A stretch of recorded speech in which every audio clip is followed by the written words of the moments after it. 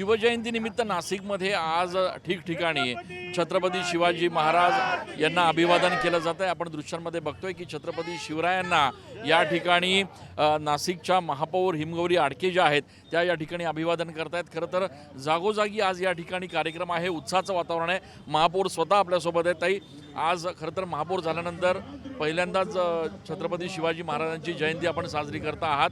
काय भावना आहे? छत्रपती शिवाजी महाराजांचं काय महत्त्व आहे आपल्या आयुष्यात? नक्कीच छत्रपती शिवाजी महाराज हे रयतेचे राजे असं आपण त्यांना उल्लेखून सांगतो, स्वराज्याचे संस्थापक। आणि जेव्हा आपण असं म्हणतो तेव्हा त्याची खरं जाणीव होते की खरंच मनातला राजा असणं ही त्यांची ख्याती होती।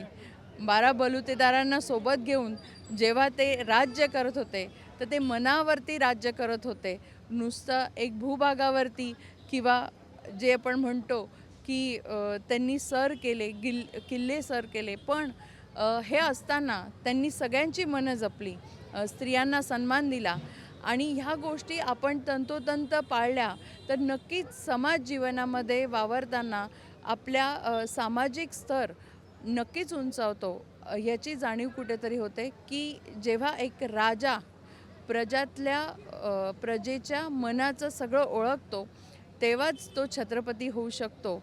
आणि आपण आता पाहताय की सगळ्याच ठिकाणी जिथे जिथे चौकामध्ये शिवजयंती साजरी होते, पण एक गोष्ट आपल्याला नक्कीच बघावी लागेल, आणि जर शिवछत्रपतींना खरंच मानाचा मुजरा द्यायचा असेल तर शिवछत्रपती हे विचाराने जिवंत ठेवायला लागतील, आचरणाने जिवंत ठेवायला लागतील। आणि त्यासाठी हे आपले जे चिमुकले छोटे छत्रपती आहेत त्यांच्या विचारांनी पुढे त्यांना एक नागरिक म्हणून आणि देशप्रेम, स्वराज्य हे कसं जागरूक राहील ही मोठी जबाबदारी आहे। आपण बघतोय की या ठिकाणी महापौर हिमगौरी आडके देखील आज सगळ्या सार्वजनिक मंडळांमध्ये जात आहेत, त्या ठिकाणी छत्रपती शिवाजी महाराज यांना अभिवादन करतायत। आणि त्यामुळे नाशिकमध्ये देखील आज एक उत्साहाचं वातावरण जे आहे ते शिवजन्मोत्सवाच्या निमित्तानं बघायला मिळत आहे। कॅमेरा पर्सन आकाश शेवलेसह मी चंदन पूजाधिकारी, TV9 मराठी।